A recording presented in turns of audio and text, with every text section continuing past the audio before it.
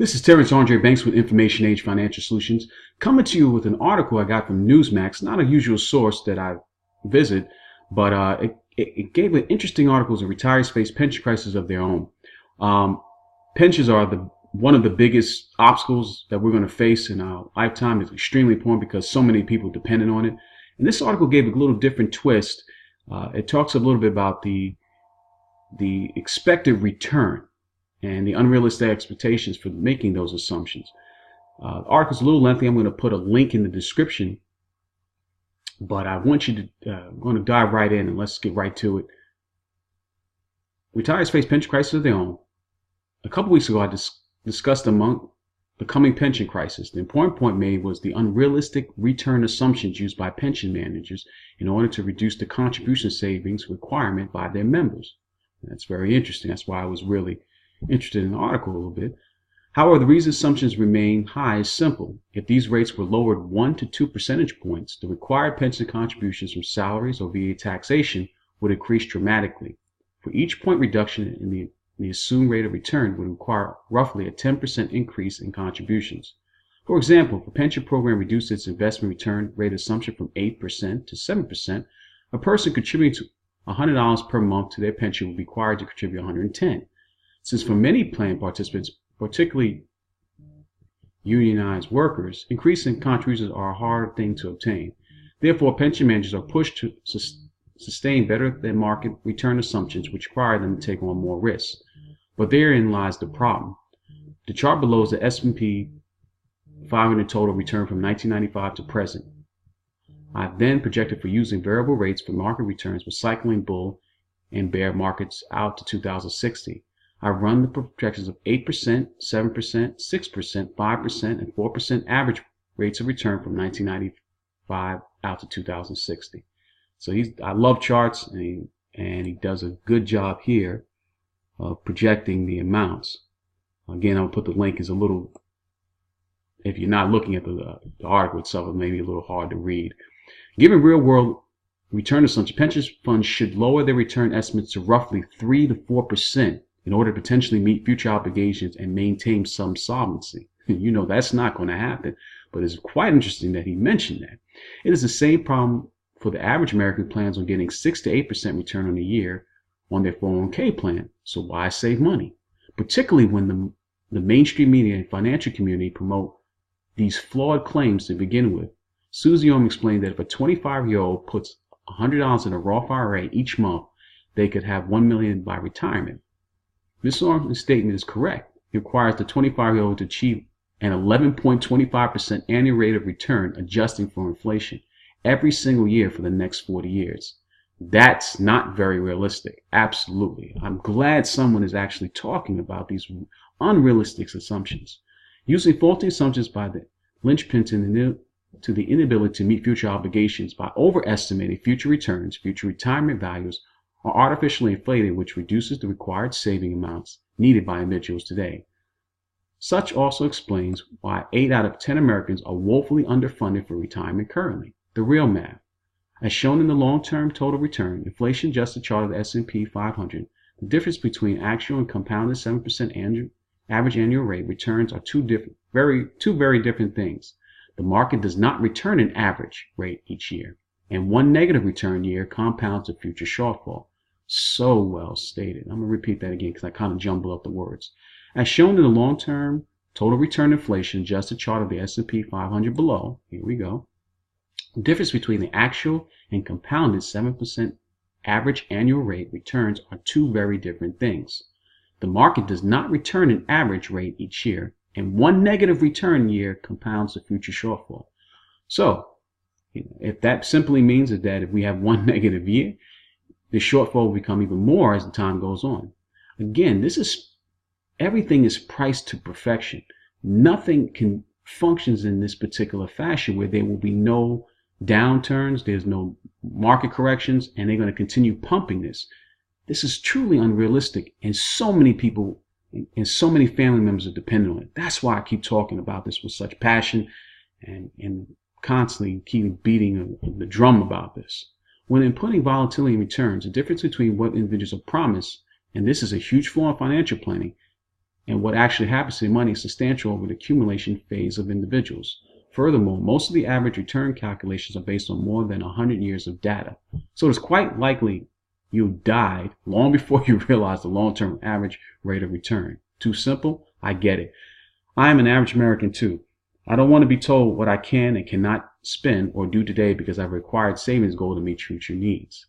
After all, that is years into the future, and I have plenty of time to get caught up. The words budget and saving might as well be lumped into the four-letter word category. Wow.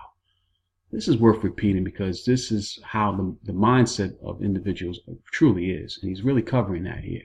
I'm an average American too. I don't want to be told what I can and cannot spend or do today because I have a required savings goal to meet future needs. After all, that is years in the future, and I have plenty of time to catch up. The words budget and saving might as well be lumped into the four-letter word category. With a 70% consumption economy, they're doing everything in their possible power to get you to continue spending and not think about anything for the future. That somehow debt fixes itself and these problems are going to go away. So when he reads statements like that, it's so pertinent that we understand that and really get ourselves changing slowly but surely our mindset. Because again, sometimes these things don't happen in the first month or 2, 6 months, or even a year of time. And we tend to forget. But we need to keep vigilant about this because when it happens, it doesn't come as a gradual process. It comes as a tsunami, and people are just going to be caught off guard. But hopefully, if you're watching this channel, you're not going to be caught off guard.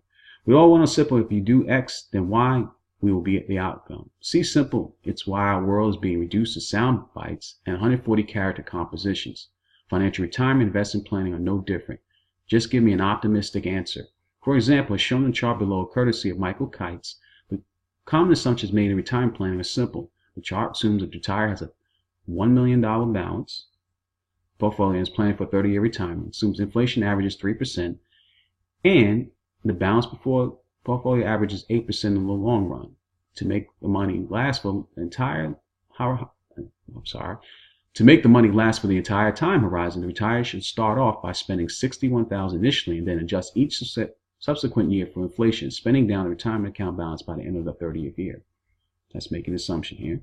So that's pretty simple. You just start out with $1 million and spend no more than $61,000 annually and get a return of 8% every single year until you die. What can go wrong with that? The chart below expands on Kites' chart above by adjusting 8% return structure for inflation at 3% and also adjusting the withdrawal rate for taxation at 25%. By adjusting the annual rate of return for the impact of inflation and taxes, the life expectancy of a portfolio grows considerably shorter. However, the other problem, as first started above, is there's a significant difference between an 8% annualized rate of return and 8% real returns. The impact of variability. Currently, S&P as of 5/8/2018 is trading at 2,727 with a Q1 trailing reported earnings of $116.49. S&P data. This puts the current trailing PE ratio of the S&P at rather lofty 23.4x. We also know that forward returns from varying valuation levels will significantly depend on when you start your investing. As shown in the chart below, the current valuation levels forward returns from the market have been much closer to 2% rather than 8%. It's interesting. It shows a great chart here. Again, I'll put that link in the description. This is better explained by showing the value of 1,000 invested in the markets at both valuation below 10 times trailing earnings and above 20 times. Average growth of 1,000 at opposing valuation levels. Interesting. As you can see, when you start investing, or more importantly, your withdrawals, has the greatest impact on your future results. With this understanding, let's go back to Kites' assumptions and change the rate of return from 8% annualized and compounded to real market returns based on current valuation levels. For this exercise, use Robert Shiller's data. I went back and located points in history when valuations exceeded 20% earnings. I then calculated real forward total returns from these points as compared to an 8% compounded rate. Oh man, he's done his research. As you can see, with the exception of 1920 from front-end loaded returns, in 1934 as the markets left the Great Depression and entered the post-World War II secular bull market, returns fared worse than expected 8% return. The next chart removes the 1934 period for only clarity purposes. The next chart takes the average of all periods above black line and uses those returns to calculate the spend down in retirement, assuming similar outcomes for the markets over the next 30 years. As above, I've calculated spend down structure, including inflation and taxation, at an initial $1 million portfolio. As you can see, the under scenario, due to the skew of 1934 and front-loaded returns, the retiree would not have run out of money over the subsequent 30-year period. Now, unless you're looking at this chart, it won't make any sense. That's why I'm putting that link again. However, once the impact of inflation and taxes are included, the outcome becomes substantially worse. The chart below shows the above, same as above, with the 1934 period excluded. The outcome, not surprisingly, is not substantially different, with the exception of the retiree running out of money 1 year short of their goal, rather than leaving in excess to their heirs. Wow. Important considerations for retiree portfolios. Currently, 75.4 million baby boomers in America, about 26% of the population, have reached or will reach retirement by age 2030. Unfortunately, the majority of these individuals are woefully undersaved for retirement and are hoping for compounded annual rates of return to bail them out. It isn't going to happen, and the next bear market will wipe most of them out permanently. The analysis above reveals the important points individuals should start giving serious consideration to: lowering expectations for future returns and withdrawal rates, with the potential for front-loaded returns going forward unlikely, increasing saving rates. The impact of taxation must be considered in the planned withdrawal rate. That's so true. We don't talk enough about taxes because you have such a large population, percent of the population believe they're not going to pay that much. The impact of taxation must be considered in the planned withdrawal rate. Future inflation expectation must be carefully considered. It's better to overestimate. Drawdowns from portfolios during declining market environments accelerates the principal bleed. Plans should be made during up years to harbor capital for reduced portfolio withdrawals during adverse market conditions. Future income planning must be done carefully without the false risk carefully considered. Most importantly, drop compound annual rates of return for plans using variable rates for future returns. In this central bank-driven world, with debt levels rising globally, interest rates rising, economic growth weak with the potential for recession, and valuations high, the uncertainty of a retirement future has risen markedly. This lends itself to the problem of individuals having to spend a bulk of their retirement continuing to work. Of course, this will be why there are currently more individuals over the age of 65 still in the workforce than ever before in history. Oh, and there are also tiny fact that majority of Americans don't have $1 million saved for retirement. For most, it's less than $250,000. But that is an entirely different problem. Wow. You hear it right here, folks. We really need to pay attention to this Benjamin. Again, he's mentioned we haven't had a recession, and this recession is coming. It's imminent. It will be much worse than before. I'm looking into something, doing some research about finding a thing just to check your 401ks and those kind of plans, and hopefully maybe a free service in that process. I'm looking into that just to put that down as just an extra adage, especially for the information age, where everything is dependent on financial information you're taking in. So if this video has been any value to you, please subscribe, leave some comments, and until my next video, I'm out.